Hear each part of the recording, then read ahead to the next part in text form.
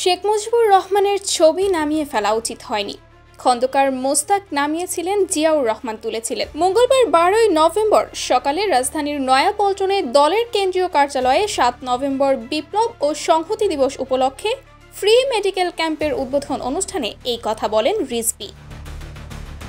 জাতীয় বিপ্লব ও সংহতি দিবস উপলক্ষে ডক্টরস অ্যাসোসিয়েশন অব বাংলাদেশ ড্যাবে ক্যাম্পের আয়োজন করে। আওয়ামী লীগ শাসন আমলের সরকারের সমালোচনা করে তিনি আরও বলেন, ভালো ডাক্তার হওয়া সত্ত্বেও শেখ হাসিনার শাসন আমলে বিভাজন করা হয়েছিল। বিএনপির সাথে যুক্ত থাকার কারণে পদোন্নতি দেওয়া হয়নি অনেককে, রাজনৈতিক কারণে বঞ্চিত করা হয়েছে তাদেরকে।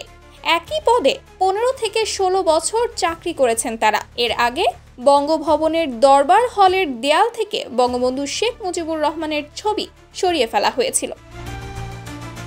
সোমবার 11 নভেম্বর উপদেষ্টা মাহফুজ আলম সামাজিক যোগাযোগ মাধ্যমে ফেসবুকে একটি ছবি শেয়ার করে এমন তথ্যই দিয়েছেন। ছবির ক্যাপশনে তিনি লেখেন, 71 পরবর্তী ফ্যাসিস্ট নেতা শেখ মুজিবুর রহমানের ছবি দরবার হল থেকে সরানো হয়েছে। রিজভী বলেন, শেখ মুজিবুর রহমান বাকশাল কায়েম করেছিলেন, স্বাধীনতার পরে সব দল নিষিদ্ধ করেছিলেন, গণতন্ত্র হত্যার ধারা তার হাত দিয়ে এসেছে। এর আগে 60-এর দশকে স্বাধিকারের আন্দোলন করেছিলেন তিনি।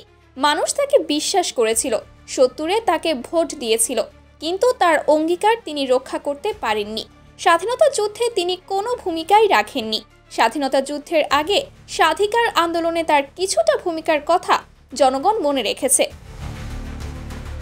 স্বাধীনতা যুদ্ধের ঘোষণা তো দিয়েছেন অদম্য সাহসী মেজর শহীদ রাষ্ট্রপতি জিয়াউর রহমান।